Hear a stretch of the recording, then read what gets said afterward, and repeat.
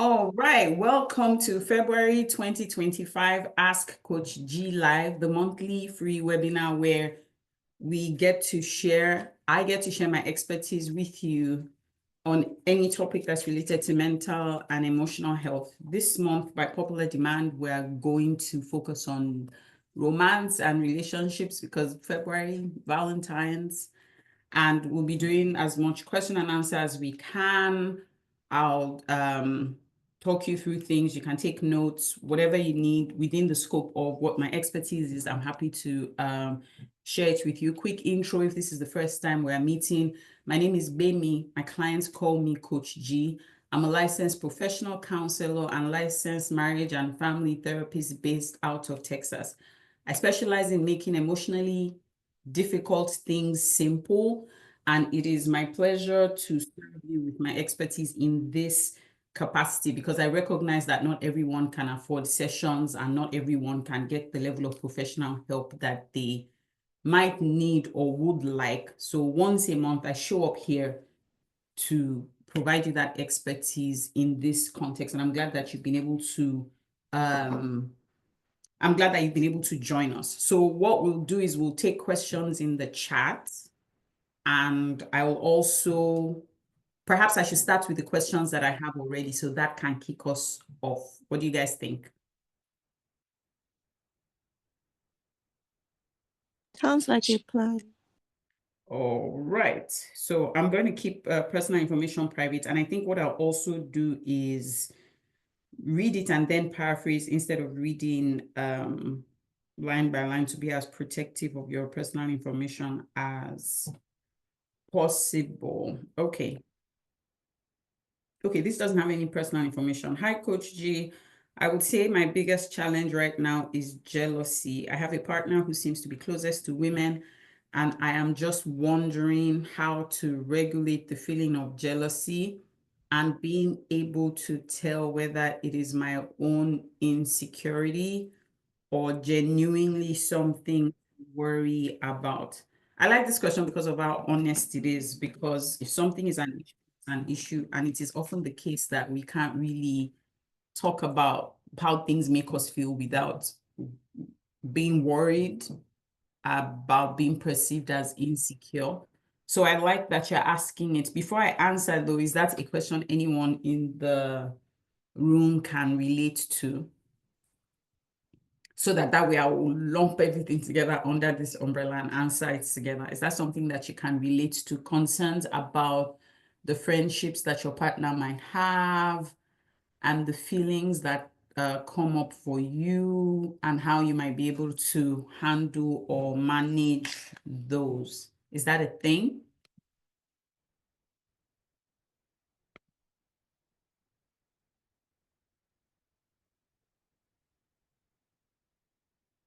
I'm looking at the chat, so that's where we'll answer, okay?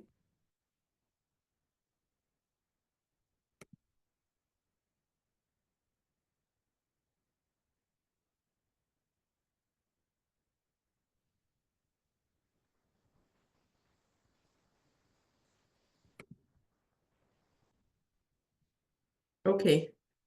Yes, okay, thank you for sending this directly. Yes, and it was both ways. Okay, so I'll take it to mean concerns about friendships with other people was happening to both people in the relationship, right? And I would say it was a huge factor in our separation.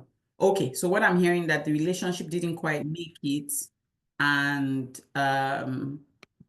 it was because of concerns about friendships with the other party.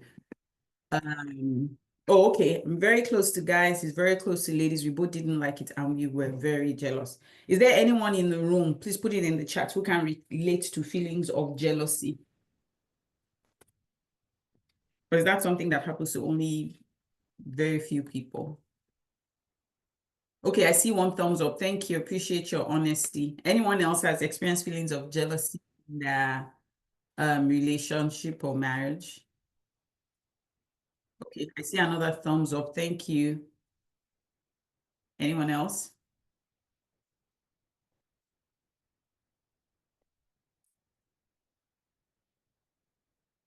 Okay. All right, I see a couple other thumbs up. Thank you. So that's something that is not like an isolated incident that will have people saying, oh no, this is impossible. Why would anyone feel such feelings of jealousy? Okay, not jealousy, but having friendships with people of the opposite sex being a problem in relationship. Okay. Initially, but once I've caressed my discomfort, I like that. Once I've caressed my discomfort, the jealousy reduced. Okay. Once I've expressed, my bad. Once I've expressed my jealousy, or once I've expressed my discomfort, it's reduced. What reduced? The jealousy or the friendships? Okay. Long-term friendships. Oh, okay. When you expressed your discomfort with the closeness of the relationship, the closeness of that relationship reduced. Oh, okay.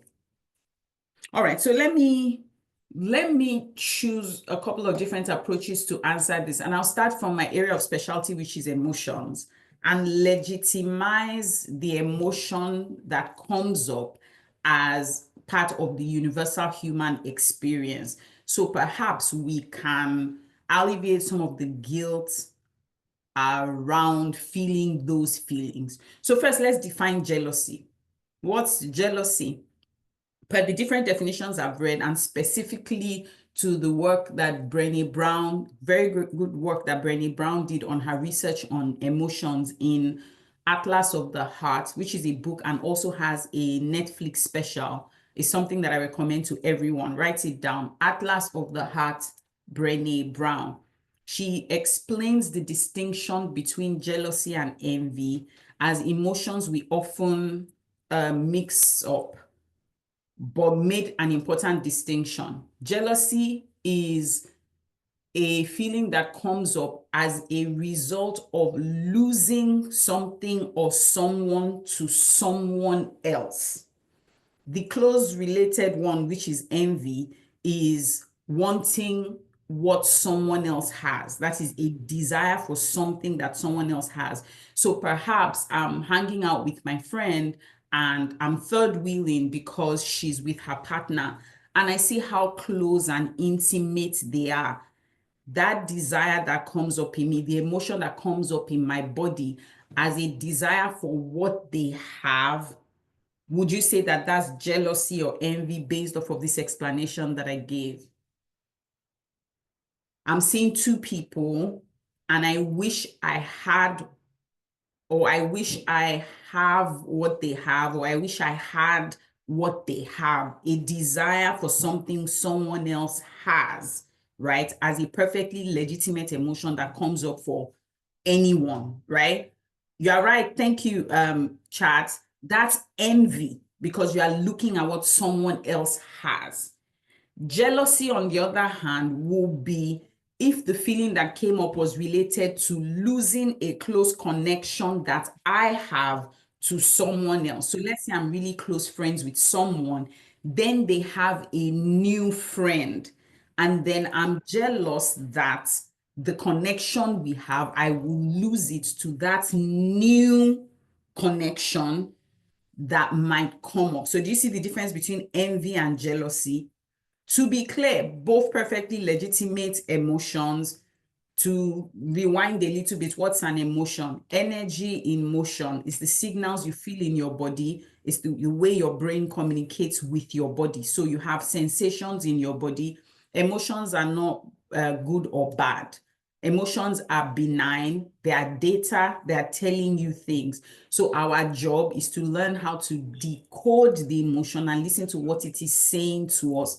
That's why emotional granularity is important. And emotional granularity is being able to identify our emotions to the smallest little bit of it. So when you feel something in your body, if you know about emotions, you'll be able to say, oh, what I'm feeling is jealousy, or what I'm feeling is envy. So now you know that jealousy in this context will be, oh, am I going to lose the quality of what we have to someone else. And can an emotion be good or bad?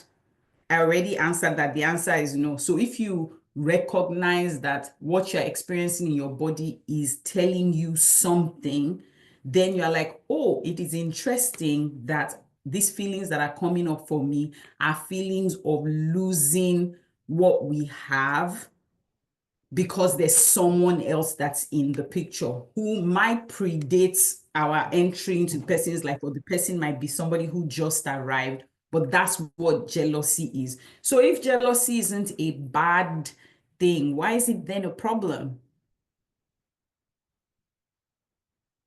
If we have established that emotions are neither good nor bad, right? And we feel those emotions, or we feel things in our body based on what's happening, why is jealousy now a problem in a relationship, or in what I can presume to be a healthy relationship? What do you guys think?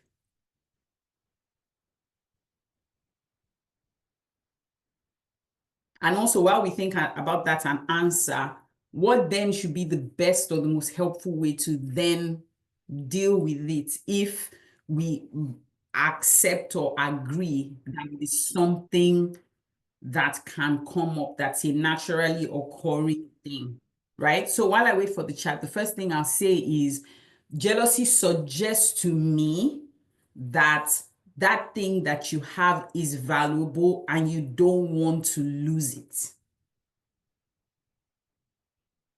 Because if it was something that wasn't valuable to you, would you be worried about somebody else coming to take your position, or like replace you in that person's life? Or maybe they are taking more space than you think they might need. So jealousy to me suggests that what you have is valuable, right?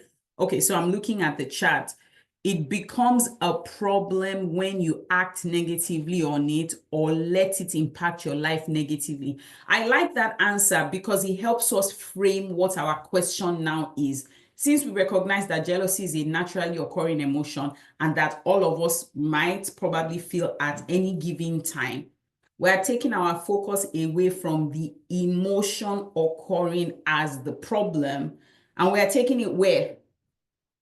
To the behavior that occurs because of the emotion, right? So if jealousy is a naturally occurring thing because you don't want to lose what you have to someone else, and jealousy is an emotion, not a behavior, what can then be right or wrong or impact us negatively is what we do with that emotion. So that changes our question from why do I feel jealous, or should I not be jealous, or is jealousy a sign of my insecurity, to when and if I feel jealous, what is the most helpful way to handle that? I want somebody to tell me what they're hearing me say so I can be sure that I'm communicating correctly.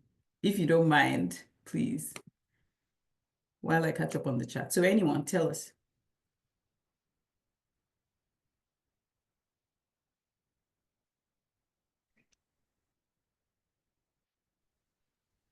Good evening, Coach G. Fumi here.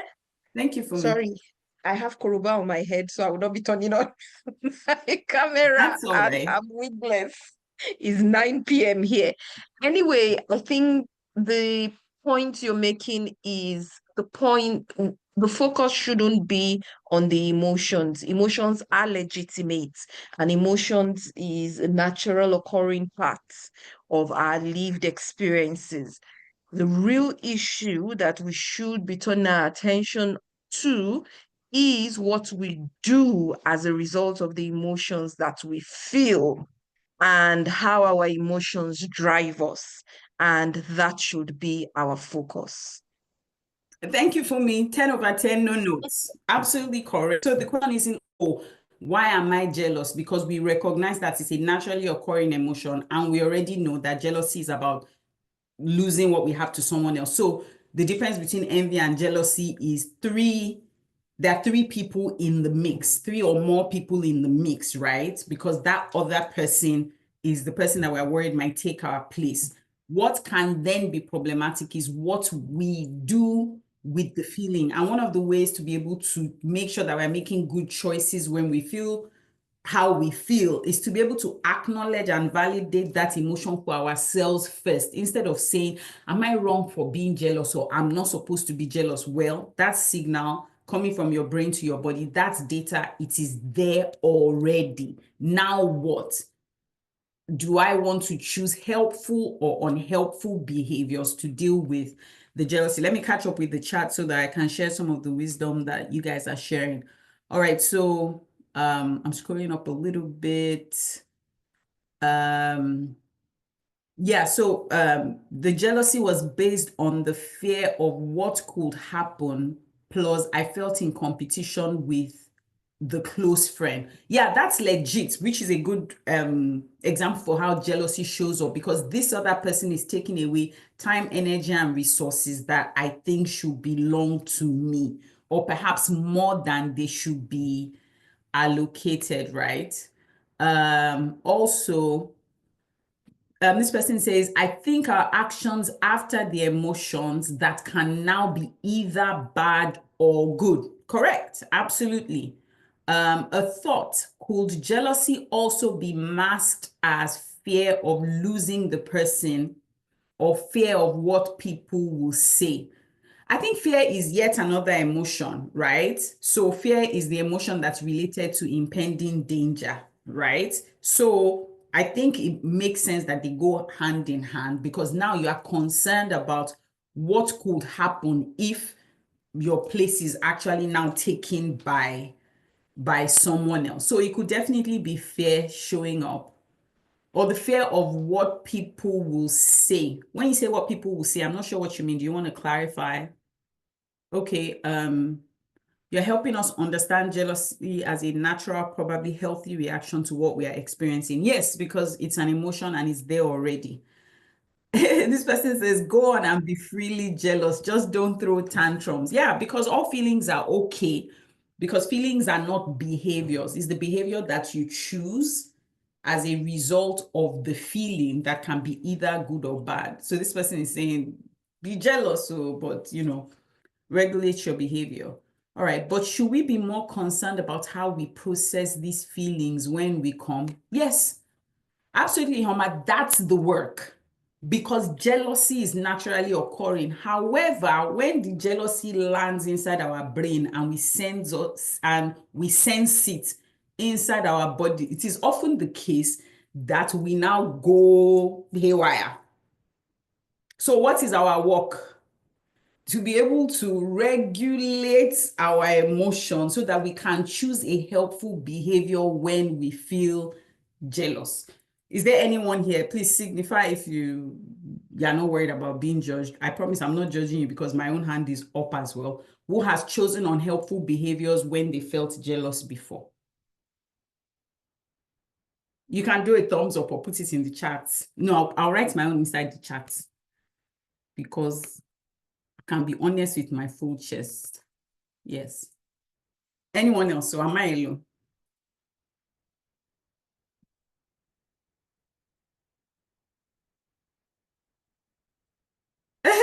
Okay, says I'm on the table too. Me. Okay, I see the me's. I'm not alone. Please keep going. Tell me. I want to see how many we are. So that way we'll know if, yeah. Okay. Make space for me on the table too. Okay.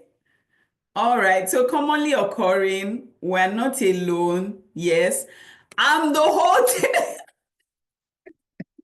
I'm the whole table, right?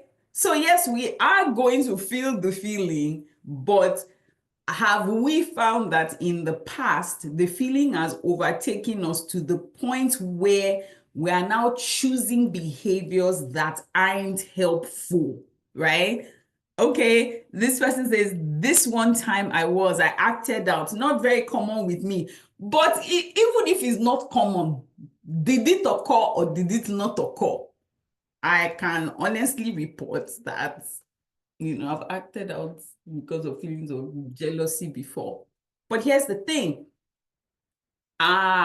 even though the jealousy, the feeling is okay, and my behavior might feel justified to me, because if there's one thing about me, I'm really good at rationalizing my behavior, because I'll be like, well, if they didn't do that, then I wouldn't have had to do that, right?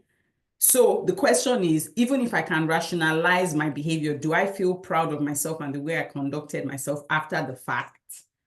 I know I didn't. Did you? Because if we okay the behavior after, that means that we want to continue to show up in the world like that, right? Well, I don't know about you, but I didn't like myself and the way I acted after the fact, right? Oh, I appreciate your honesty, Shika. I was so unhappy with myself. Like, how could you? Exactly. That's a feeling I can relate to. So we're noticing a pattern. A feeling comes up, it overtakes us, then we act in ways that we don't feel proud of ourselves for. So do you see the pattern? Then we now come and say, what is wrong with jealousy? I don't want to be jealous again. Is it the jealousy or our inability to self-regulate? What do you think? The inability to choose helpful behaviors when we feel big feelings. Is that what we are working on, or working on the feeling never coming up in the first place? Here's where I want to ask somebody to tell us what they think.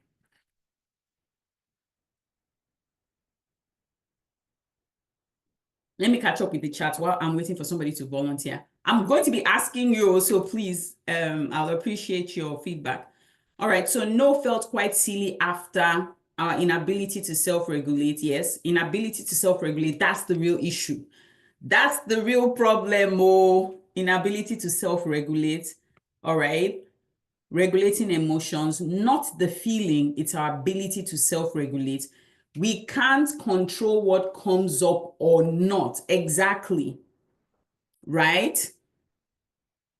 The feeling, so there's a popular saying, like, you can't stop a bird from flying over your head, right? But you can stop it from building a nest there. That's the feeling. You can't stop yourself from feeling some type of way about somebody else taking your space, or more space than you think they should be allocated. And that's not wrong, the feeling. Whether you admit it or not, it's naturally occurring. And if you say you've never felt jealous before in your life, I'm not saying that you're lying, but I'm saying that I don't believe you, okay? Because it's possible, that you are better than me. There are a lot of people in this world who are better than me. So in fact, congratulations. I'm not saying you are lying, no. I'm just saying that me, gbemi, I don't believe, right? So whether or not you admit to it, the occurrence of the feeling will happen, naturally occurring, between what's that thing? Impulse, right? And response is what? In the middle. There's the impulse, the feeling, then there's the choice, the behavior. Between impulse, feeling jealous, and acting out is control. That's the place that the work is that we have to learn. So guess what? I developed a 7-step proprietary system for teaching anybody in the world how to self-regulate.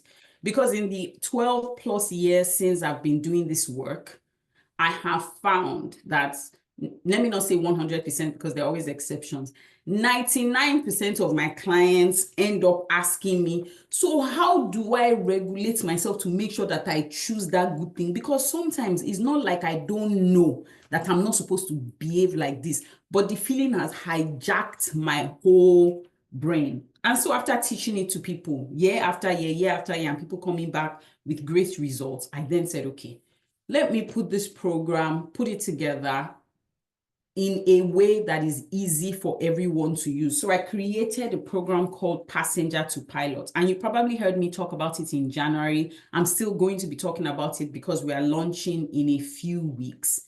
That program will teach anyone at any stage in their life how to go from not being able to control their emotions to controlling their emotions. So the question that we ask of, but why am I feeling jealous? It will change because we will be able to identify why we feel jealous. We will then be able to connect back to our upstairs brain where we can now make a better choice regardless of how you feel. I'm super excited about launching it because I know you need it. I need it.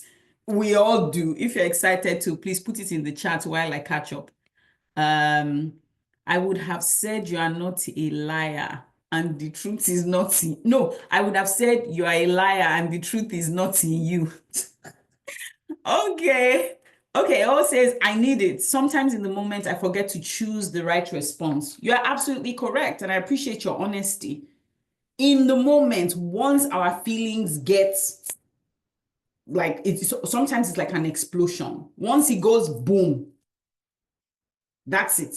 It is after when we have now calmed down later that will now be like, oh, you too, this type of way that you are behaving, is it good? Can't be another person did this type of behavior now? Won't you say, are you okay? Right? So yeah, we all have work to do of learning how to regulate our emotions, and we can and we should learn. I sometimes liken it to potty training because when we were born, we knew we feel like going and we go. We feel like taking a dump and we take a dump. That's how we go from feeling to acting. But what happens as we grow older and we get potty trained? We learn how to go from feeling to thinking and then action, right? So that's the same thing with our emotions. Before we will feel and we will then act. We will get jealous and we will then break something. We'll get jealous and we will then say something perhaps we shouldn't. Or maybe a relationship might end because we don't know how to handle it. But what if we learned the steps? And I made it into 7 steps, simple, immediately actionable, that if you learn those steps, you'll be able to go from recognizing the signal that's coming into your body and is trying to throw you off to switching, taking control. So it's passenger to pilot because generally as human beings, we're a passenger in the plane of our lives. And then when emotions hijack us, the plane is going in whatever direction. We can get back in the cockpit, right? And connect back to our upstairs brain so we can make helpful choices. All right, let me catch up with the chat. I saw someone's hand up earlier. You can speak now if you would like that while I catch up with the chat. I'm very excited. I'm excited too. Thank you. O says, I need it. Sometimes in the moment, I forget to choose the right response. Excited about the program. I'm very excited for the steps to self-regulate. Yay. Curious to learn what you've packaged in the program. Look, I've been working on this actively for the past 2 years, and it has taken a while and multiple teams working on it because I wanted it to be really good. So believe me when I tell you that it is good. We filmed the videos, and it has exactly 7 steps. It has worksheets, it has exercises, lots of tools and the way it's set up is that it puts a tool in your hand that anyone else can go from, oh my goodness, look at this big feeling, I'm about to misbehave, to switching to upstairs brain so you can actually make a good choice. It's where you are going to find it is pilotmyemotions.com. For if you want to put that in the chat so people can go. If you're not already on the wait list, you want to go and get on that wait list because this week we are going to be rolling out information for people who are on the wait list first before we launch on the first. Right now, our tentative launch date is 1st of March. So we're talking about in 3 weeks. So if you have not gone to pilotmyemotions.com, support will put it in the chat. You can go there and join that wait list so that you can be the first to hear about it. And any offers we have before we launch, you can be the first to get it, okay? Okay, let me continue catching up in the chat. And this is why I cannot judge children sometimes when they have outbursts with big feelings, because even me, I'm not there yet. Exactly. Children demonstrate the lack of capacity to do the right thing or to make a right choice with their emotions. And what do? They get punished. Look at us as adults who are supposed to then model to the children how to handle their emotions. We struggle with that as well. Okay, pardon me if I lose track of what you're saying. I'm distracted by your beautiful glowing skin. Okay. You guys, I don't know what to do with myself when I get the compliment because my head starts to swell and all of that. So now in the middle of talking about something serious, I don't know how to handle myself again. Please tell me to calm down. Thank you, Maywa. That is such a nice and sweet compliment. Let me see what feeling is coming up in my body now. Shakara. Is Shakara a feeling? Maybe excitement. Thank you. Appreciate it. Yeah, so pilotmyemotions.com is where you need to go. You'll find the waitlist there. Please join the waitlist because we're going to announce within the next couple of days. All right. Okay, right. Even if we're ever at that point, we still need to extend grace to them as they're still developing. Yeah, so and extend grace to ourselves too, because me too, I'm developing. I mean, at this my big age of, I'm about to be 46 years old. I'm still developing. And if I've been here for 4+ decades, how much more, children who barely just arrived. And one of the important things that we have to realize about learning to regulate our emotions is that it's not one and done, it's an ongoing thing, right? So but if you think about it as getting potty trained, the process of getting potty trained might mean that you go on yourself a couple of times and maybe you still need diapers or pull-ups, right? But eventually, after a while, you get to master it. And even when you are asleep, you feel the sensation to go and you are able to wake up and get yourself to the restroom and back. However, if you don't do the potty training process when you should be doing it at a young age, ideally, you then become an adult who is peeing and pooping on themselves through life, leaving a trail of broken relationships behind because we are behaving in ways that we don't feel proud of, right? Does that mean, though, that if we haven't learned it, we should have learned it when we were younger? Does that mean that we are doomed forever and we can never learn it? What do you guys think? If we didn't learn how to regulate our No, emotions when we were little? we think no. That's a big no, right? Exactly. We're not doomed. Like I usually say, thankfully, there's adult education.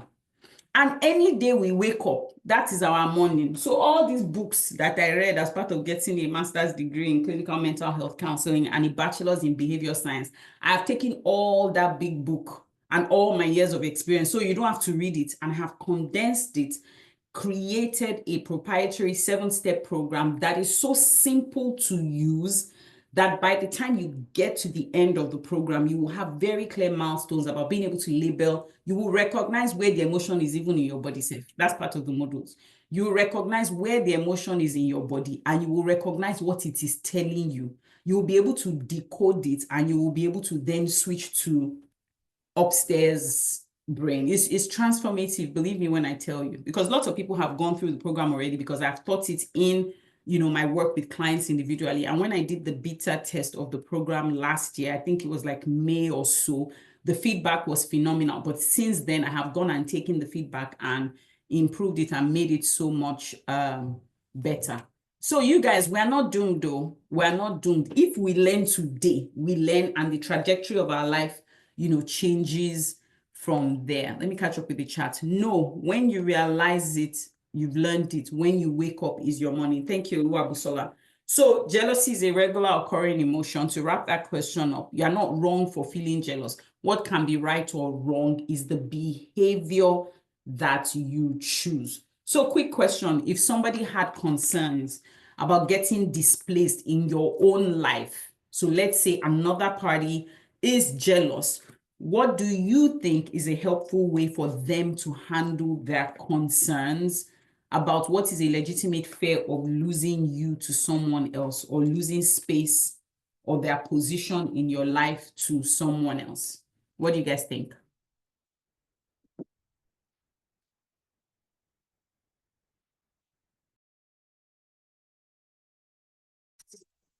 Hiya, okay here. Let me just come over. Okay, good to see you. Hi, good to see you too. So I did talk about it, and I'm able to say that because so what happened when I said I felt silly afterwards was my friend that I lived with in the UK for a while was moving back to Nigeria, and we'd gotten really close, constantly updated in each other's lives. We were working together, we're living together. And then on our very last shift at work, just before she was supposed to leave, I was acting out. And I was acting out because I was going to miss her. And of course, like in retrospect, like in hindsight, that was so silly of me. But and then she had to say to me like at some point, like what's wrong with you? It's our last shift together, it has to be memorable. And then I'm like, yeah. But I eventually like had a chat with her and told her like I was really gonna miss her. And I was kind of afraid because I wasn't sure I was going to hold that same space in her life anymore. Obviously not in these exact words, but Right. but I've also had another friend say, like, now voice it out like very clearly to me. I was moving cities. We also had like a similar routine.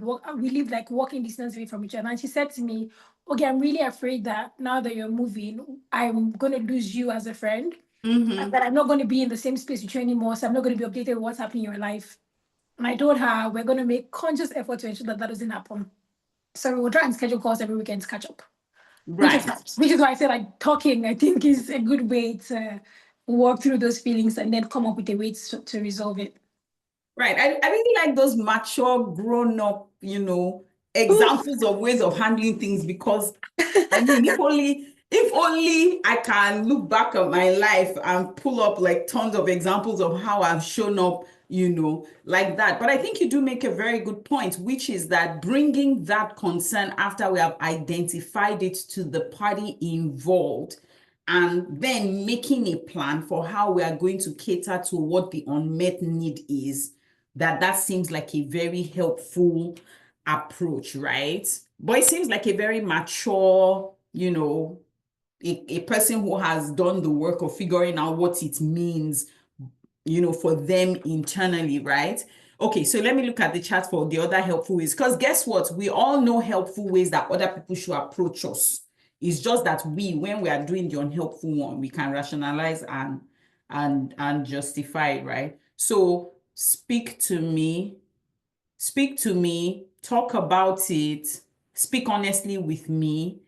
ODMC says, I first feel happy that, so you don't want to lose me. Well, yeah, because jealousy suggests that the thing is of value, right? Tell me how you're feeling and we'll talk it through. My response might differ depending on the relationship that we have, all right?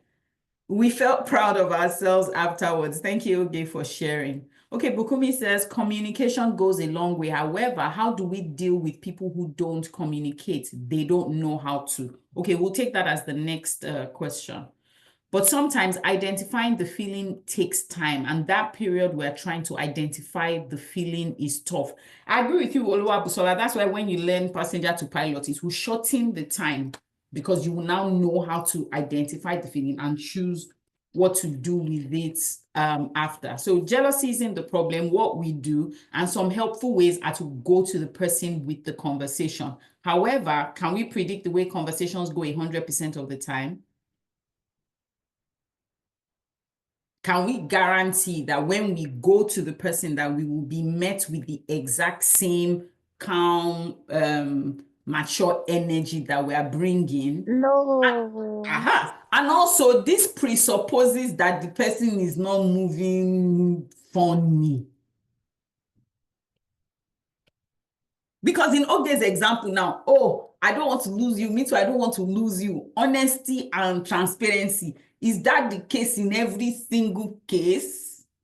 So you see why relationships are complicated, and therefore we need to be in our upstairs brain. That is our thinking brain, frontal lobe, cerebral cortex, when we are making choices. That's why we have to learn passenger to pilot, because the best choice to make comes after you are in upstairs brain, not when the emotions have hijacked you, right? And your circumstances might be different, because what if that friendship, let's even use the example of the person who was generous enough to ask the question that all of us are now dissecting. What if that relationship is actually inappropriate and not okay?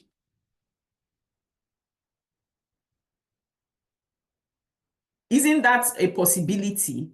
And so as we are telling the person that I am concerned that I'm going to lose you to this person, you people have not heard where the series, I think that one time there was a trend where people were posting, my ex got married to the person they told me not to worry about. Is that only happening in my imagination? Does anybody know any instance where that has happened?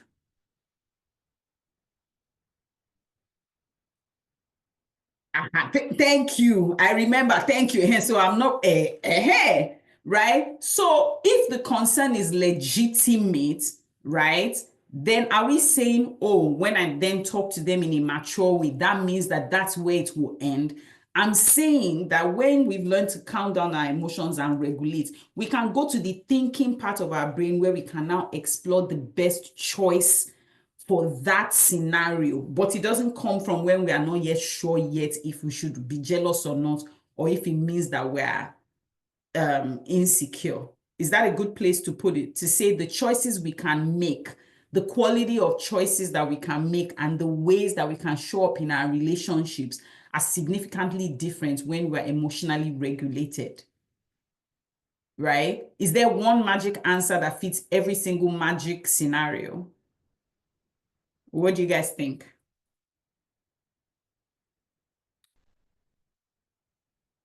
Oge says no. Right? There's no one answer, context differ, case by case, right? That's why emotional regulation is important, because we are not even able to assess the thinking part of our brain or make good choices when we are emotionally dysregulated, right? So that's something to think about, right? All right, so case by case, difference by difference, better choices made when we are in upstairs brain. So to answer your question to the person who emailed, am I being insecure, or is this something to genuinely worry about? Being able to identify your emotions, label what they're connected to, and know exactly what they're telling you is the first step. It is not my personal and professional opinion that the existence of jealousy is proof of insecurity. Your brain is sending a signal to your body is receiving it. Being able to interpret it now becomes something that you can learn. All right, let's go to the next question. Context. I want to keep this person's information as private as possible, so I'm going to read it, then tell you guys what it says. And if you have any other questions, now is a good time to put it in chat so that as I wrap this one up, I can read it, and you can direct message it to me in the chat so that if that's what you prefer. Panic attacks about my ex. This person acts oblivious of how he hurt me and pretends as though we have a jovial friendship post breakup. Right? I want to know if there's a way I can check him when he tries to be over friendly and all bubbly whenever we meet. So I'm hearing like unresolved feelings from a previous relationship, right? Okay, then I've come to see how I've lost trust because of how traumatic the breakup was. The way they handled it was contrasting from the person I knew them to be. How can I open up to having another relationship without being on my 10 toes? Right, so healing from the trauma of the way a breakup went. That's what I'm hearing, right? So let's do the first part about checking a person's behavior if they are behaving in a way that makes us feel uncomfortable in scenarios where we cannot limit our exposure to them. Is that a good way to reframe this? If I am still exposed to or have to be in the same environment as someone who we used to have a relationship before, but coming in contact with them is evoking big feelings in me still. In fact, I think a good similar scenario would be, let's say maybe at work, right? If things have fallen out with somebody at work, but we still have to show up in the same like space or context professionally, how do I then handle that, right? And I think, again, a good place to start is emotions and feelings. What are the feelings that are coming up for me as I see that person? And how do I not let the feelings overwhelm or overtake me so that I can behave in a way that serves my end goal, which might then include checking them, right? Or checking their conduct and their behavior in those scenarios. Would that be a good way to put it? And I like to think that when we learn how to self-regulate, what it means is that we can then check with ourselves the feelings that are coming up in our body when we come in contact with the person. Because let me tell you something about feelings. Are you aware that our brain does not know the difference between real danger and perceived danger?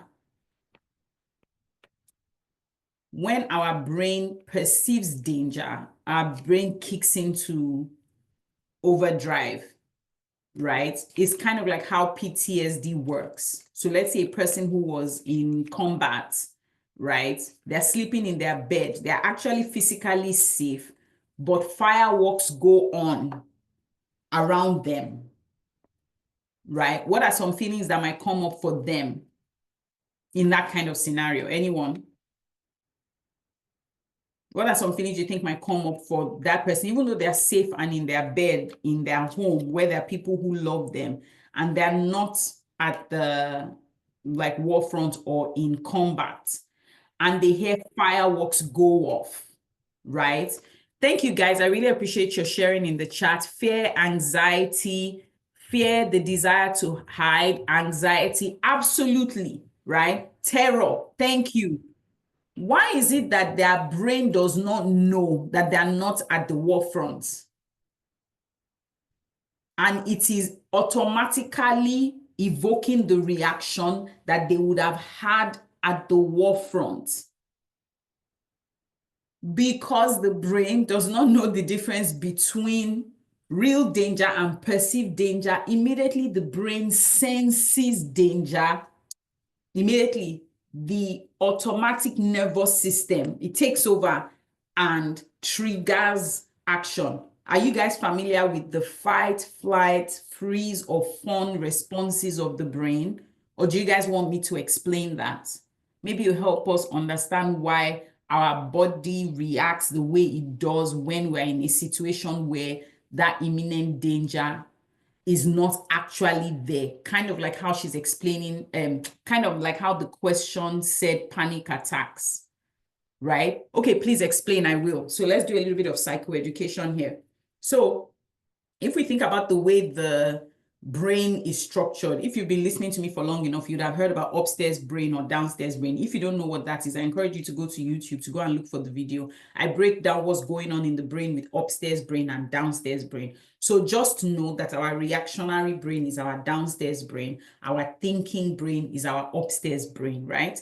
When the brain senses danger, there's a part of the brain called the amygdala. It's kind of like the security guard of the brain. Because our brain is designed to keep us safe, like a security guard, immediately it senses danger, it goes into action. What it does is that it kicks off the upstairs thinking part of the brain and immediately sets our body in motion to tackle that danger that it has perceived, whether or not it is real or not real. It just says danger, behave. So there are 4 major ways that the human body then reacts to that, what we can now call a trigger that makes the amygdala go off, right? So there's the fight response, flight, freeze, or fawn, right? Fight response, immediately your brain tells you, senses, analyzes the situation and says, I can take this enemy, and puts you in fight mode, sends blood to your hands, oxygen straight, adrenaline pumping, you are ready to attack, right? That's the fight automatic response. Flight, your brain analyzes, assesses the situation and says, take off. run. So you run. That's the flight response, right? Next, freeze. Your brain assesses the situation and realizes that it is better for you to freeze and play dead. And so you don't move, you feel immobilized because it is your brain's assessment that that's the best way to handle the imminent danger. Then fawn is where you go into nice, pleasant behavior to try to disarm the attacker. So let's give practical examples of what all those 4 different responses can look like in real life. Somebody says something that takes you back to when you were bullied in high school, and immediately you turn and you go off. And later you now realize that, oh, wow, okay, maybe I overreacted in that moment, because your brain automatically sets off the fight response, right?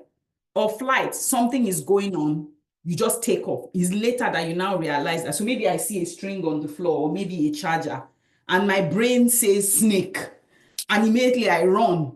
I took off, right? Remember, these responses are automatic responses that our brain does outside of our thinking and choice. It literally hijacks our body. That's why we have to learn how to take the cockpit back and not let our brain run things, because our brain's job is to keep us safe, right? So the fight, the flight, the freeze, immobilize. Have you ever been in a situation where you just froze and you couldn't move? And somebody else might now say, but what do you mean? Why didn't you slap them, or why didn't you run? That's your brain's assessment of danger, and your brain chose what appeared to be the best response, right? I don't know if you all have seen, you've been seeing that video of Beyonce when they announced her for Album of the Year last week, right? Did anybody see that video where she was like, does anyone know what I'm talking about?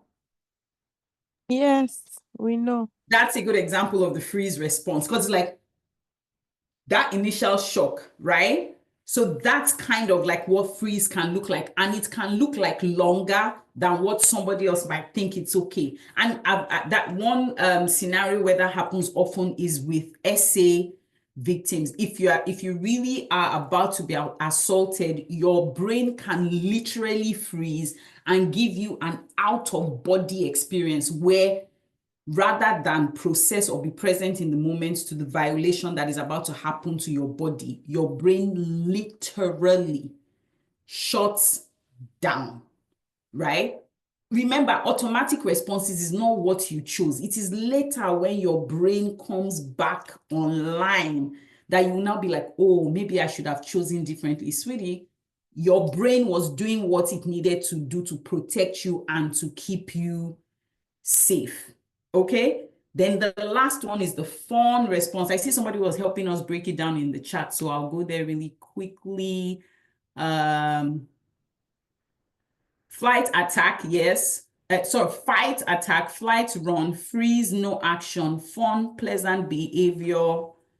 Yeah, Chika, you are right, and thank you for that correction. Fawn, as in F-A-W-N, you start fawning. I'm like, it's why somebody says, what do you mean? Somebody is trying to attack you and you are smiling. Your brain recognizes that person has the advantage in that moment, and maybe playing nice until you are in a safe space is a way to get out of the scenario. You can see examples of that in essay, in sexual assault scenarios, as well. That is not uncommon, where you start smiling. Then also you see fun behavior in children a lot, where they're exposed to a lot of physical danger. They've learned how to be nice and polite and smile, just so that they don't get beaten up. And somebody will say, what do you mean? They treated you bad. You didn't even say anything. You couldn't even defend yourself. How are you going to defend yourself about somebody who has so much power over you, when your brain recognizes that it might actually be better to just kind of like appease them with niceness until you can get out of a safe scenario? Again, like I said, these are automatic responses, not the ones that we choose. And they happen without our permission, because they're happening in our autonomous nervous system level type reactions, right? That is why when we learn how to emotionally self-regulate, we can clock what is happening and switch to our thinking brain, because what is controlling us and our reaction in the moment is our downstairs feeling and reactionary brain. How do we bring the upstairs brain online? That's what passenger to pilot is for, okay?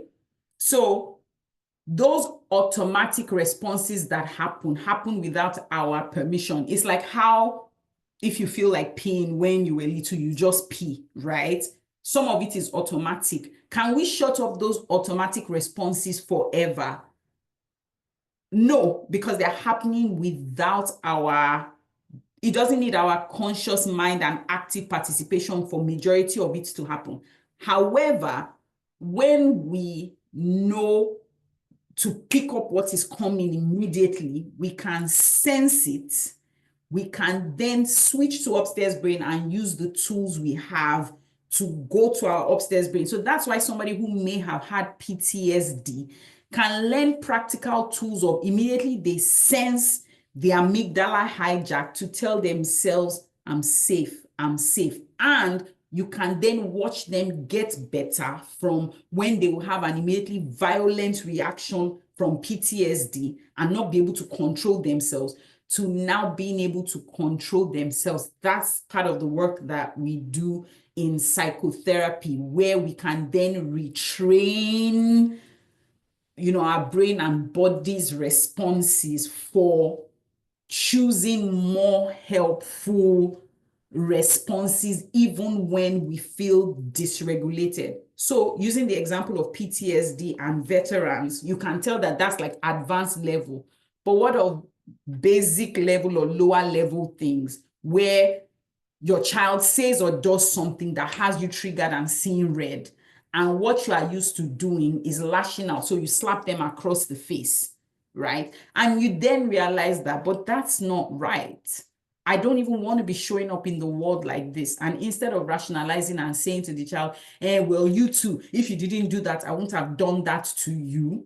You recognize that it is your responsibility to identify your triggers and go to upstairs brain so you can choose a more helpful response. So we're using the example of a parent, or let's say you are in a relationship, right? Let's say your partner says something that evokes a strong emotional reaction in you that takes you back to a scenario of when you were a child and you hate the way you are spoken to. So instead of slapping them or instead of being verbally abusive, you know how to clock it and switch to upstairs brain and make a good choice. That internal work is our job. You know why I know? When we misbehave, it is often the case that we say, well, if they didn't do that, then I wouldn't have done this. Are they the boss of you though? Does that mean that the control for your life is external and is in the hand of anybody who can push the right buttons? So if you are frustrated and tired of acting out and behaving in ways you are not proud of, passenger to pilot is for you, because what you would then learn is how to bring your upstairs brain back online. So I'm trying to relate it to multiple scenarios. As parents, even as a child, your parents will do things that might bring up big feelings for you. Our children go to school and they don't know how to handle us themselves. They call us from school and say, well, your child punched another child, right? Or your child threw furniture, right? You are mad at the child for not being able to handle themselves, but how are they supposed to know? Well, cases of parent-child is the parent's job to model that behavior and teach it. But parent doesn't know though. So if you are interested in not just learning how to regulate for yourself, but helping the young people who have been entrusted in your care to regulate as well, then that means that you need to learn, right? And like we said, are we doomed because we didn't know it before now? Or thankfully, there's adult education and there's hope for us, right? Right. So let me look in the chat for any follow-up questions. I think I over-explained that one. But yeah, thank you, Elizabeth, for that breakdown. Fight, attack, flight, run, freeze, no action, pleasant behavior to disarm the attacker. Ursula says, does freeze relate to shock? Yes, quite similar. Let me look at another question. I have been, do you want me to read it out, or no, let me just read it and then I can rephrase. Okay, I've been with someone who won't commit. We're in different countries, but met. Okay, from having to move further away for school, was looking for a job, a relationship is the least. How can I figure out the difference between being patient and being taken for a fool? I like that question because it's a very practical one, which is how our lives, tend to get, where there's a real life situation where there are multiple things. So what I'm hearing is, we've been together for a long minute. I'm in a space in my life where I'm thinking about next steps and commitment, right? However, where they're at in their life right now, they have other priorities, like I guess finding a job, career, having finished school. How do I know if I should hang on as a patient person who's waiting, and whether this is time to, like, I guess, cut my losses and not... I want to be careful about how I answer because it's tricky. And I know that there's a lot more context and information that I'm missing, but I guess I can say that as adults and as we make choices, are there ways to practically 100% know if we're in a dilemma like this, which one can predict like the best outcome, especially when it involves somebody else? Do you think that there's like a guaranteed way to be able to tell the future? And I'll appreciate you guys' feedback. What do you guys think? Is there a guaranteed way that we can know 100% for sure that, oh, if I do this one, it will give me this guaranteed outcome, when it involves, another party and their own choices, right? No way. Yeah. There are no guarantees. No, there aren't, right? So knowing that, right, that then helps us think about the choices we want to make, as what are the pros and cons and potential outcomes, and how can I break it down and analyze it. I wish we were in a one-on-one session so I could say more than I can say here, but I have a 5x5 decision-making framework that I developed that I usually use with my clients that you might benefit from. So I guess my suggestion would be to schedule a session. If you go to untangledtogether.com, you'll find the Let's Talk button there, and you can schedule the session. And not only what I did was to make sure that other people who don't live in America can have access to it. I have the option for you to pay in Naira, and I use a very small conversion rate to make it even more affordable for price parity. I mean, what do they call that thing? So you have options. So it is something that is going to take us a while to workshop so that we can explore your options. So I'll say schedule a session, but what I can also say for sure is that in this type of situations, there are no guarantees. So when you think about a dilemma, you have to explore all the different options and be able to rank which one is. So I can use that 5x5 model with you if we, get to work together, because it does seem like there's a lot more going on. I hope that's helpful. All right, let me take the next one. Again, if you want to ask a question, this is the time to put it there. So I'll just get to it with the next one before I take a break. And then I saw somebody's hand up earlier. Did I miss that? I would like to hear you if you want to go now before I read the next question.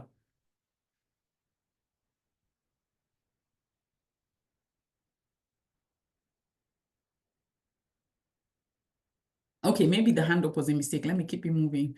Okay, so this question, how to deal with your ex getting married to an influencer / celebrity / high profile person that most people love. Oh, this one will pay no.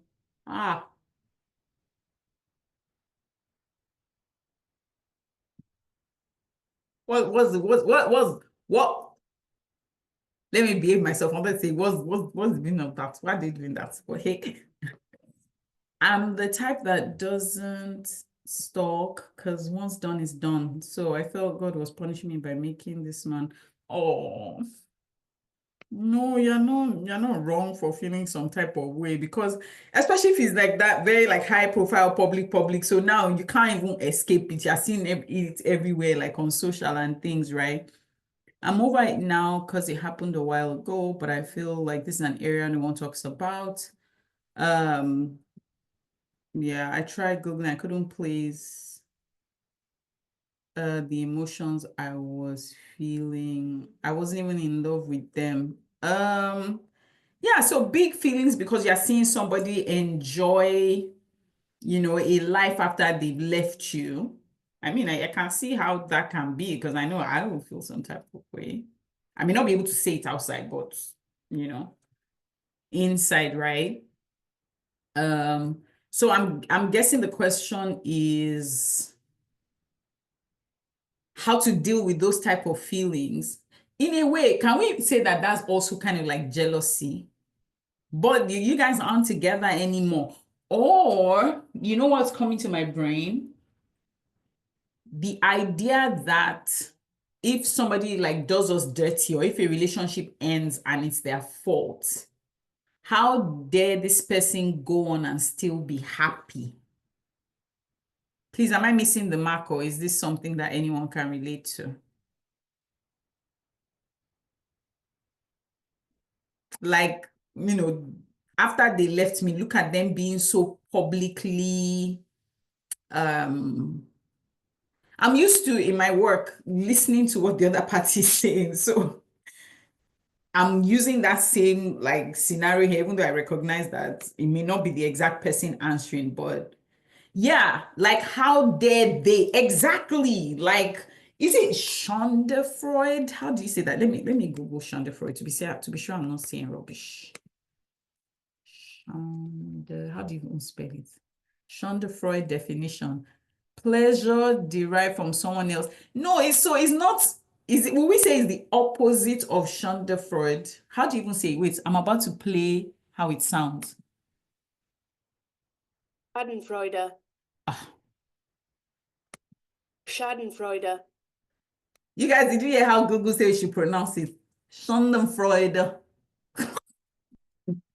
Please. It's not even only English that's not my first language. This one is now even sounding like German. Schadenfreude. But I know that It is there's... German. So, say that again. It's German. It's German. Schadenfreude. Thank you. Schadenfreude. Schadenfreude. Hi, Chica. That's my girl. Come on. No. Schadenfreude. Yeah, the opposite is Freudenfreude, which I also learned that one from Brené Brown, which is like you're rejoicing at somebody else's rejoicing, right? Thank you, Ade. Freudenfreude, yeah. But this one is not rejoicing at their misfortune. It is pain at their good fortune. So it's opposite in a way, but not opposite in the opposite of Freudenfreude, right? I'm going to look it up. I have a feeling that there'll be a name for that.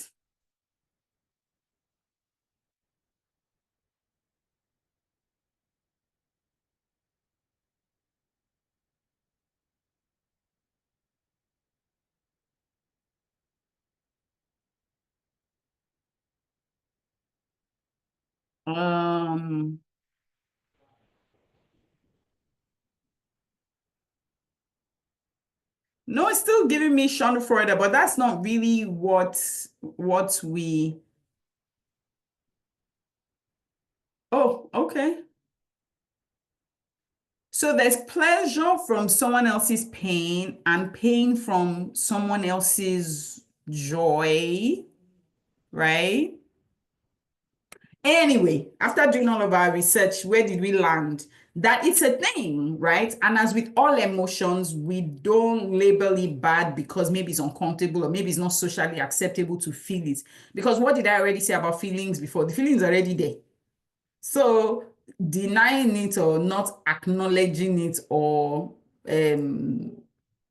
pretending it's not there isn't helpful, and it doesn't make us a good person. Say, oh, me, I've never felt this type of feeling before. Again, I'm not saying you are lying, but I'm saying that I don't believe you, because the capacity for feeling is not a moral thing where you now say, oh, I'm a good person. And I think it's often the case that we learn or are socialized to posture as not being a bad person. I mean, I don't know about you, but I'm not a good person or a bad person. I'm a person who sometimes does good things and bad things, deal with it. So I guess what I would do is even be investigating that desire to be seen as not a bad person, but as a good person. What purpose does it serve?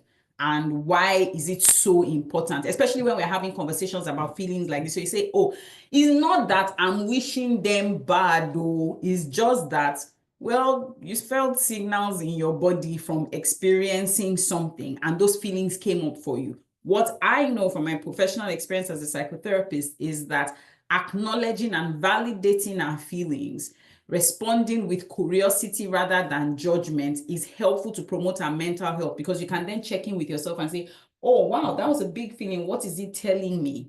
That I feel some type of way that they are enjoying their life or being successful. Oh, why is that? That's how we process feelings, so we don't have emotional constipation.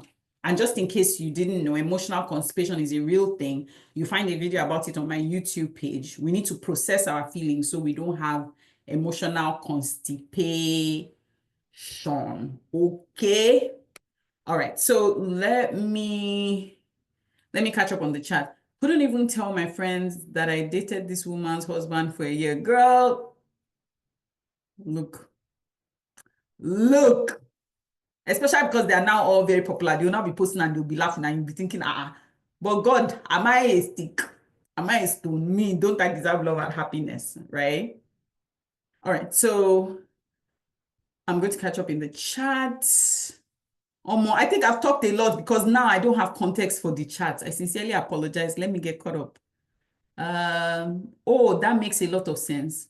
Okay, I don't know what I was saying that you were saying makes a lot of sense. I just hope I don't associate that response to when I was saying rubbish. But No, yeah. it's the fun response, like the last one. So, like the flights, like the fun. Oh, okay, the It fun. just gave context to something for me. Like, yeah, so it just made a lot of sense for me now. Oh, okay, gotcha. All right. So there are no guarantees in life. Yeah, life is a risk, isn't it? People's circumstances change all the time. Okay, yeah. So you're saying that, thank you. The answer was helpful. Great. I have a scenario where one of my staff in a department just moved. Well, let me start from the beginning. I have a scenario where one of my staff in a department I just moved to head has been hostile and subtly disdainful. Who do they think they are? Are they okay? Do they know who you are? Kill on mean. What do they mean? Okay, let me come back home and read the question. I had a conversation. She needs to decide if she wants to remain in the team or not. If yes, I expect a different attitude. I need to have that conversation, but I've been feeling extreme anxiety since we had the conversation. Any relation to what you just described?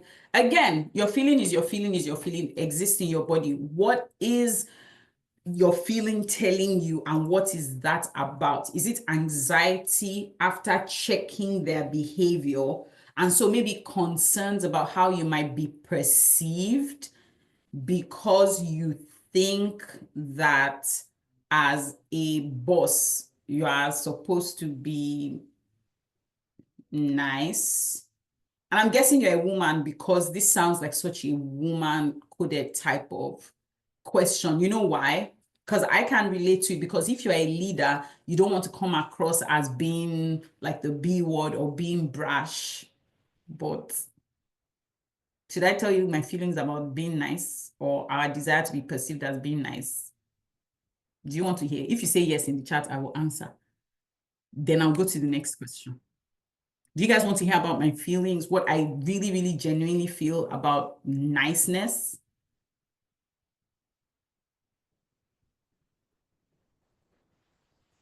Yeah. First of all, nice is not a fruit of the spirit. So therefore, nice girls don't get the corner office. Yeah, right? So I'm answering this question very carefully because I'm trying to choose my words very carefully because I don't want to be misunderstood and I don't want to be quoted wrong. Do you see what I did there? That desire to not be perceived as somebody who says nasty things. Do you see how it just showed up as I tried to answer this question? Did anybody else clock it? Did anyone else clock it? Where I wanted to answer a question as honestly and genuinely, and I just reminded myself that, Gbemi, you better say things nicely so they will not think that you are the B word or that you went to go and say rubbish. Why am I self-disclosing this? So that you will validate the feeling for yourself when it comes up, because it doesn't make you a bad person. A very legitimate desire to be perceived as good.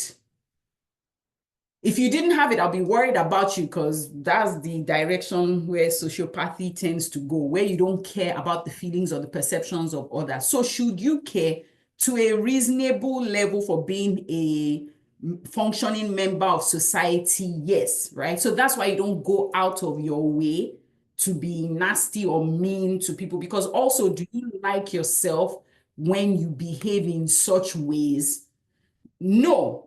However, when it then gets to the extent that when people are misbehaving or acting in ways that we don't find appropriate or are outrightly harmful, we are not able to check them. Where do you draw the line?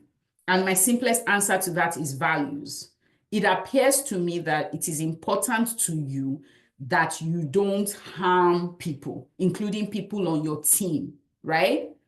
It also appears to me, because you have checked that person, that you want to be a person who teaches the people around you how to conduct themselves, about what is okay and what is not okay. Would you agree with me that it seems as if those values might be in conflict? Because if you tell somebody not to behave like that, that means that you are no longer a person who cares about their feelings. Because if you really cared about their feelings, then are you supposed to accept their behavior? So you're going to find dilemmas like that in your day-to-day life. And the framework I have for dealing with that is values. What are my values? Does being a kind person mean that you're not allowed to check people and have boundaries? Your work then becomes holding both values, even though it might seem like there's tension between them. How can I be both honest and kind? How can I be both firm and have high expectations for other people's behavior and communicate respectfully? Do you see where the work is? That's where the tension is. So neither of those extremes are helpful, right? But there is a spot for being able to be both firm and kind, because why do you think it's okay to speak to me like that? Like, I'm literally your boss, Abby, in this department that I just moved to. Why are you moving funny, right? So that means that if you go by your values, you are checking their behavior, right? I'm going to take off this phone because it's so distracting, because it keeps, see, I lost my train of thought. Somebody help me, bring me back. This thing is it threw me off for a minute there. Help me. Where was I? What was the train of thought? Tell me the last thing you heard so I'll know how far back to go. You were talking I'm looking about in the chat. why is it okay to talk to you like this when I'm the boss of you? Something like that, yeah. Yeah, thank you, Maywa. And thank you for the compliments the other time. So how do you balance multiple values, holding people to high standards of behavior, checking them when they move funny, while also not being a person who walks all over people, right? So you let your response have both firm and kind, right? So after that, which I kind of think is what you already did, after that, you can now feel the tension from having checked them. You then recognize that that is your discomfort from unlearning niceness, right? And being firm. So again, I'm sorry, but I'm always going to bring you back to passenger to pilot, because I recognize how it's the solution to a lot of things, resolving your feelings that are coming up for you because of how you conducted yourself in a way that matches who you are trying to be in the world, which is a firm person. Sidebar, nice is not a fruit of the spirit, and I don't think it's a goal that one should aspire to be nice. Because what's niceness? Niceness is meeting people's requirements for your conduct. So if you behave in a way that they find acceptable, they think you are a nice person. Why are you trying to be palatable for the whole world? Is that your purpose in life? Why? What's the goal of niceness? The goal of niceness to me appears to be acceptance by others. But why are they the standard? Why is it their own code of conduct that is determining the choices that you make?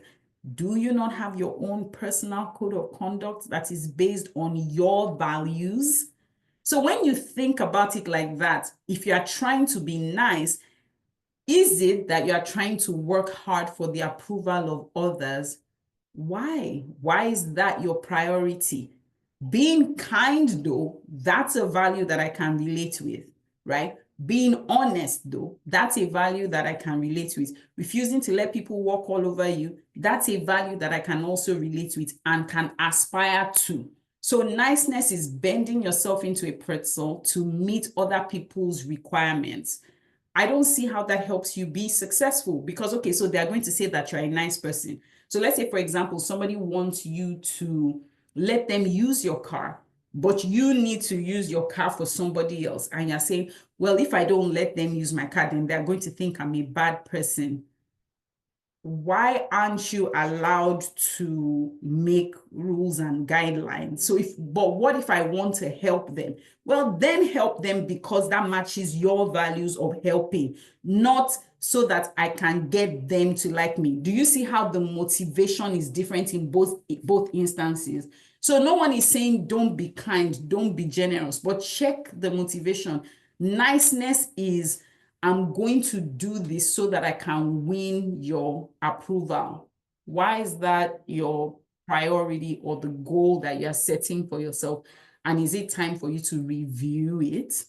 That's something that I hope you think about. Okay. Let me scroll back up. So I hope that helped, Tolu. Oh, I don't know if I should have said your name, but yeah. But if it's extreme anxiety, maybe that's something that we can workshop or walk through in session. So if you want to explore it some more, you can schedule a session and we can walk through that. Okay, another question. Can trust broken ever be restored? How do you know that it's worth chasing a restoration? This is a good question and a very deep one. And even though I don't have a lot of context, I think it's a question that we can all relate to. None of us is perfect. And so as we relate to others, they are bound to be, what I call tears, right? In the fabric of the relationship. The transformative thing about love is that there's also something called repair.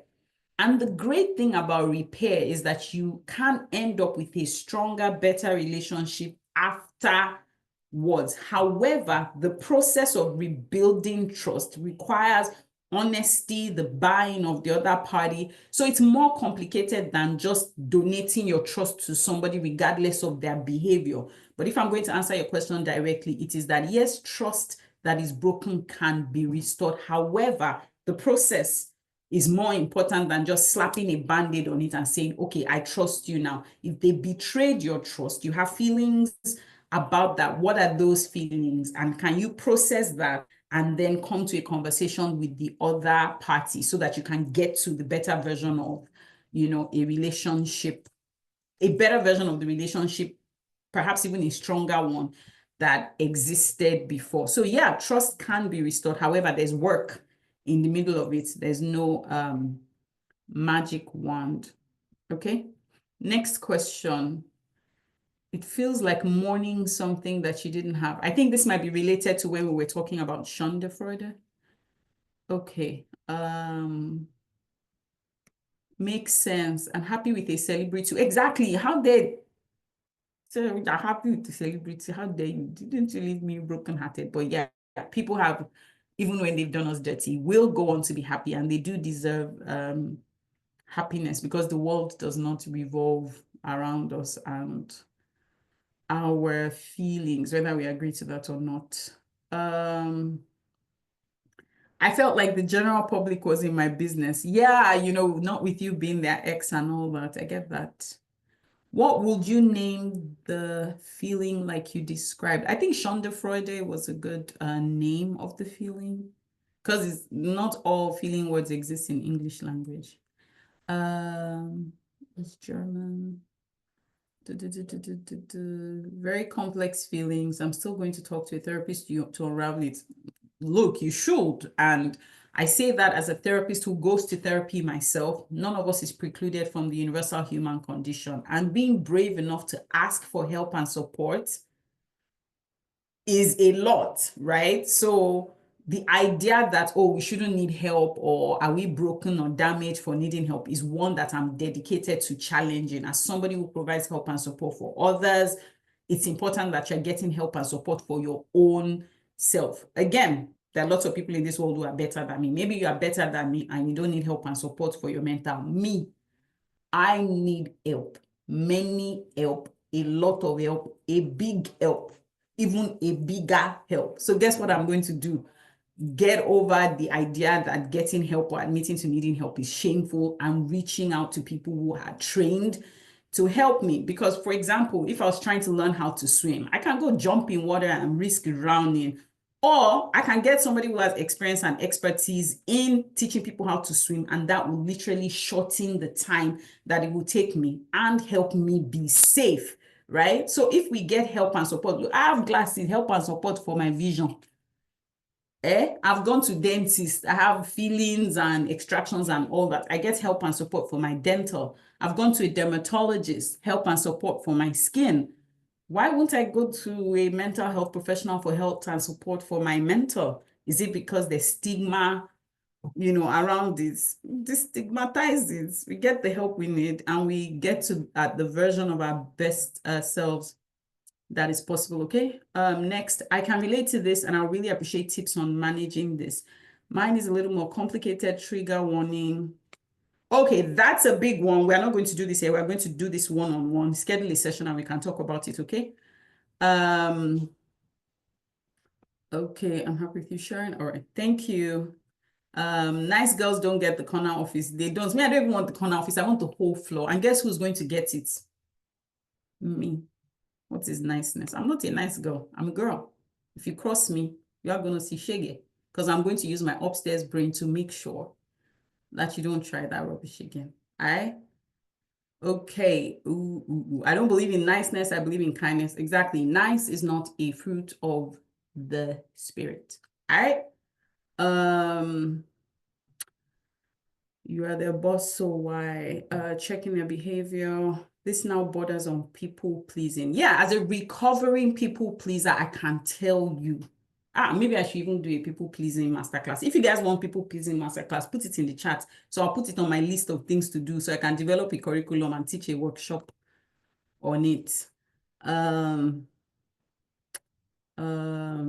will book with you when I have money. Look, I save towards my mental health because I know that it is something that is important. So I'm here for you whenever you're ready, okay?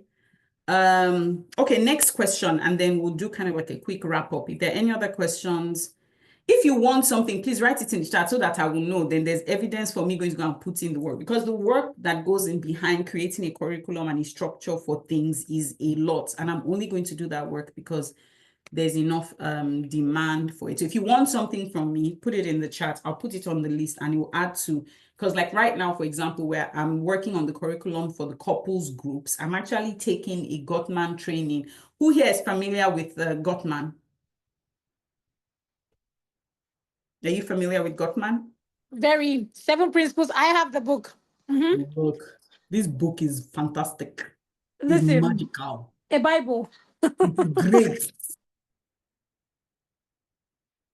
Fun fact, in grad school for couples counseling, this book was required reading. And so when I ordered it and it arrived, the first feeling that came to my body was irritation, because I was like, what is this? 7 principles, because it's giving, you know, those Nigerian marriage books. It doesn't it look, you people be honest, tell the truth. Is it not looking like all those Nigerian I see it. patriarchal? They now even put 2 rings in front of it, looking like the 7 principles of making marriage work. I say, I did not escape Nigeria to come to America, to go to university, to go and read masters in clinical mental health counseling, for this to be the type of book you people are introducing to us. What's the meaning? What's the 7 principles for making marriage work? My bias was showing big time. But guess what? I had to read the book and write a paper on it to get credits for the class. That's why you should never judge a book by its cover. Because I read it too, and as I was reading it, I was like, wow. I not only have this copy, I have the electronic copy. I'm trained in Gottman's method of couples therapy for grad school before getting my license as a therapist. I signed up to the level 2 training, and I've now signed up to a training to do a structured curriculum for teaching couples classes, because I want to bring you guys a group class. Because last year I did quite a bit of premarital counseling, and I realized, especially for the cost, that doing a structured program and putting everybody who wants to learn the same thing in a group is very, very beneficial, not just because of the cost, because it'll be less expensive because there's a group of people, but there's a principle in group counseling called intra-learning, where you are learning not just from the person who's teaching, but from yourselves. I've been doing groups long enough to tell you that it's magical. So I'm bringing that. The goal was to bring it in February, but the work right now, it's choking, but I'm working on it. So couples group is something that's coming up, and we are going to do by popular demand. When I discussed it last month, people said they wanted for premarital, and then also for people who are also married. So those are 2 things that are coming, and it will be based off of the Gottman method of couples therapy. There will be workbooks, and reading the book will be required for taking that class. When I work with couples, I require them to read this book. You know why? If you are not interested in putting the work to improve your relationship, then I'm not interested in working with you. Because me too, I have things that I'm doing, right? And there are no magic answers anywhere. However, if there are tools and materials of things that we can use to improve outcomes, then you better be committed to doing the work by yourself. So if you can't read this book and show up in sessions having read your section so that we can review it, then I'm not the one for you. Sorry. The only free work I do, it exists inside this once a month session. Outside of it, it costs a lot, and for good reason. People don't value the things that they don't pay for. And this is not me low-key subbing you guys that you don't value this session. This one is my free will participation in the improvement of your life. You can call it my CSR, but it's something that I enjoy doing. Then it also lets me know what are some of the programs to develop based off your asks. Okay, so did I answer all the questions? Okay, we were talking about, should we do a people-pleasing masterclass? So let's see how many people. There's 1, 2, 3, 4, 5, 6. Okay, so I will consider it and put it together. If you are on my mailing list, if you aren't already on my mailing list, you should be there. And whitelist also, our emails don't go to your spam. If you're not sure where to find my mailing list, go to untangledtogether.com, get on the mailing list. That's where I announce programs that are coming. But my priority right now is launching Passenger to Pilot on the 1st of March. If you're on the wait list for that, you will get the info. Will be as special for the people who sign up first. So keep your peepers peeled. that is coming. Somebody wants the curriculum for helping to break the cycle of shouting at kids. If it's that one, I got you.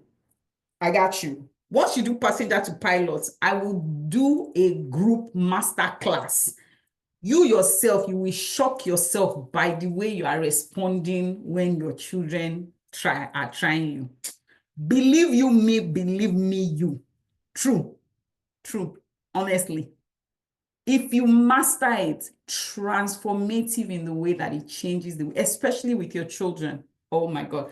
And as somebody who used to yell and even use my hands before, and has now changed to this person who takes a deep breath, sends oxygen to our brain, and comes to my thinking brain really quickly. Look, I have 3 teenagers now, and they are showing me what teenagers usually show their parents, because I'm not precluded from the universal human condition.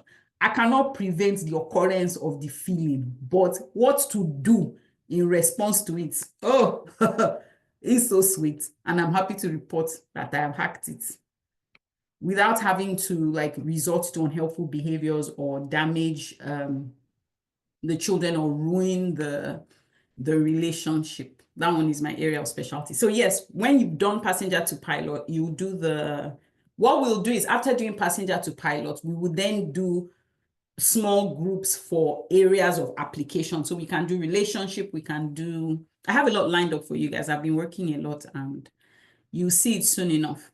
All right, so there's a lot of laughter in the chat. Was I saying something funny? I think, I hope. Okay, so go to untangledtogether.com to join the mailing list. Let's close out these questions and call it a day. Children are the weapon fashioned against my don't shout person. Oh, one thing any parent can tell you is that children will test you.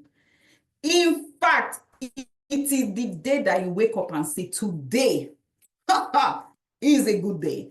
I'm going to be self-regulated. I cover myself in prayer.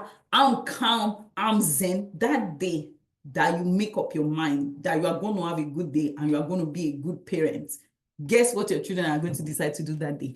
Not the next day, that same very day. Guess what your children are going to do? Guess. They are going to test you. They are going to try you.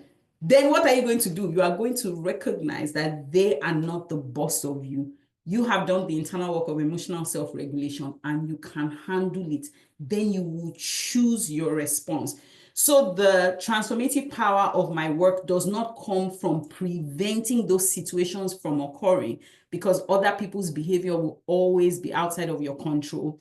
It comes from you knowing what to do and how to handle it so that you can reduce future occurrences of such behavior. That's the transformative part. So I'm not promising you that your children will not try it. It is their job to try it. It is your job to be able to say, haha, not here, not in this house. We don't do that here. As you help shape them into the people that God has created them to be. That's your job as a parent, and is one I'm happy to support you on your journey to doing. So yes, I will teach you how to not yell at your children. That one is not very hard. You just have to learn to master your emotions first. Okay. All right. Last question. How do I regulate overthinking in a relationship that seems like a pattern, which seems to the other person that I'm asking for too much too quickly, and then they distance themselves from me? Do you know that there's a word for this dance in the science of couples therapy? It's called the distancer something. Let me look it up and give you the exact name for that.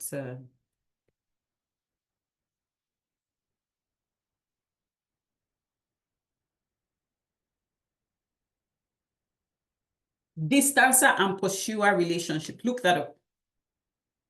It's actually like a framework, distancer and pursuer, and it's a dance that usually happens, and it's something that we can work on for your own unique context in a one-on-one. So go ahead and schedule a session. But if I'm going to answer your question as how do I regulate overthinking, as somebody who has PhD in overthinking, I want to encourage you that the overthinking is not that you are going to really stop overthinking like that, right? You are just going to know more helpful choices. Again, let's go back to what we were saying in the beginning about emotions and behavior. Many natural occurring things are occurring for a reason. And it is often the case that we say, oh, I want to stop this. My reframe for you is to think about it as, could it be that it is not that overthinking gone that needs to stop, but the behavior that arises as a result of it? Please tell me what you're hearing me say.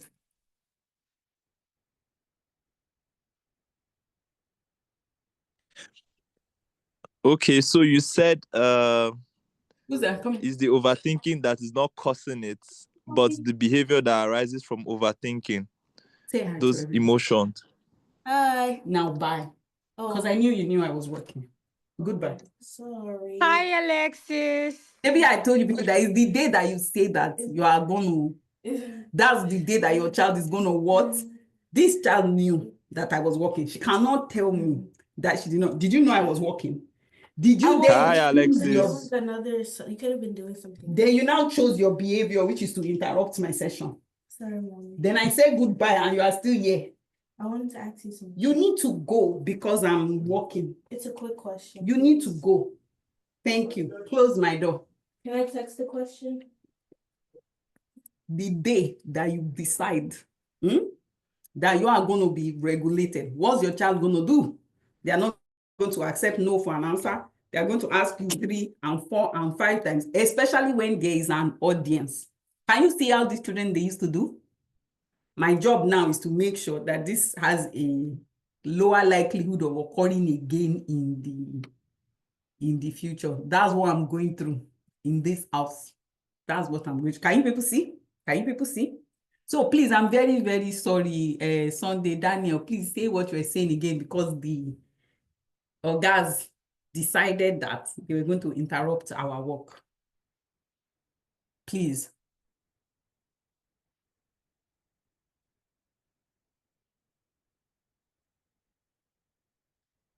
Please say your comment again, or it will pain me if I don't hear it too, please, because Alexis interrupted us. Or did anyone hear it and won't tell me?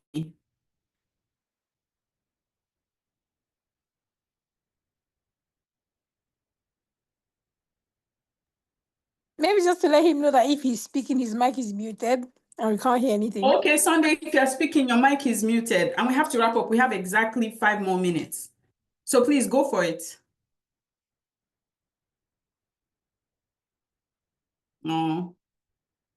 I'm going to assume or presume that there's something else going on that I don't have context for. So let's move on and wrap up.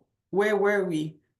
Okay, he said, thank you so much, Emma. I really appreciate you. He said, overthinking isn't the problem. Your response is, yeah, so exactly. Before I got distracted by the powers that be. The way we think about the naturally occurring issue as a problem that needs to no longer happen versus, oh, this thing is here. I have a natural tendency to think about things a lot. How is this showing up in my relationship and how do I, manage it? Because if I read the question carefully, I'm hearing which seems to the other person that I'm asking for too much too quickly and they distance themselves. So I'm hearing that the overthinking is fueling behaviors like, I guess, pursuing more, which then leads to the cycle where they then distance in response to the pursuing, right? So that's a reframe, and I hope that you find that helpful. But recognizing that you're allowed to overthink and then still choose helpful behavior. So if pursuing is not giving you the outcome you will like, it then becomes your job to find replacement behavior for what you do as a result of the overthinking. Okay, so thank you so much. You can find me on tangledtogether.com. Please make sure you join the wait list. Go to pilotmyemotions.com because that's where Passenger to Pilot is going to be. And we will do this again next month. Thank you for allowing me to support your journey, the journey of your mental and emotional health.